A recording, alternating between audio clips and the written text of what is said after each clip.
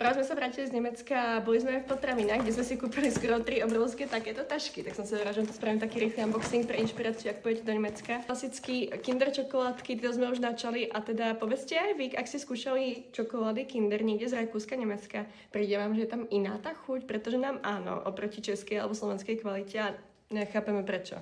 Ja som si na doporučenie vyskúšala takúto granolu, strašne taká jemnúčka a teším sa už na ňu, ak si dám ráno. Máme viacej balení takýchto gingerbread Oreo sušeniek, to som odpadla, keď som to videla, tak na to som strašne zvedavá. Perničky, zase ďalšiu granolu, je to iná značka, ale túto som už chutnala a je fakt moc dobrá. Chcela som odtiaľ zobrať nejakú milku čokoládu, ktorú u nás nemáme. Neviem som si úplne istá, či táto je u nás, ale musela som si ju skúsiť, pretože tam je karamel a je to taká ako keby bublinková nejaká čokoláda, takže mi to príde úplne super. Ak ste to nepochopili, tak tento nákup je primárne o sladkostiach, pretože veľa z nich nekúpite u nás a práve preto sme ich tam boli nakúpiť. Takéto kakaové madalenky, ďalšie Kinder čokoládky, toto sú konkrétne také duo, kde máte vlastne sušienku a nie je to za mňa až tak sladké, jak sme tie možno zvyknutí u tých klasických. Kinder Country, moje obľúbené. Ja som vzala aj tieto Knoppers, nejaké black and white, ty nepoznám, tak na to sa veľmi teším, pretože tie klasické mám moc rada. Twixky, ale v bielej čokoláde. Smarties, čiže lentilky. Toto predávajú aj u nás, ale ak si to neskúšali, tak to musíte vyskúšať, pretože to je normálne taká bomba.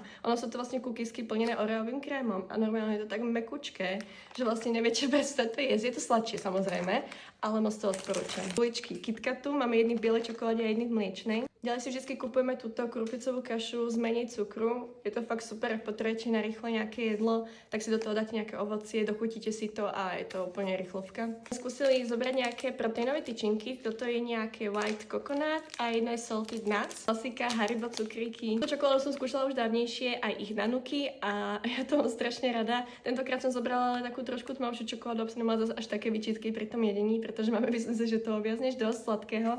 A mám čo teda robiť, aby som na to nechodila teraz každý večer. Kakao, Ovomaltín, majú rôzne aj nejaké nátierky a tieto veci, ale v podstate, ak to nikto nepozná, je to také ako keby zdravší kakao, pretože obsahuje to aj nejaké vitamíny, takže v podstate nemáte až také výčitky, keď si to dávate. Ďalej sme tam videli od Kinder nejaké tronky, neviem, nepoznám to, vyzerá to teda docela chutne z toho obrázku, tak dúfam, že ma to moc nesklame. Moja klasika, moje najobľúbenejšie je Kinder Bueno. To má aspoň niečo slané, zobrali sme tieto bake rolls s príchuťou sour cream and onion. Ak chcete part 2, kde budem ukazovať ďalšiu časť nákupu, kde už budú jogurty a podobné veci, tak vy to hoďte do komentára a dajte mi like na video, aby som vedela, že vás tento formát baví a vidíme sa teda pri druhej časti.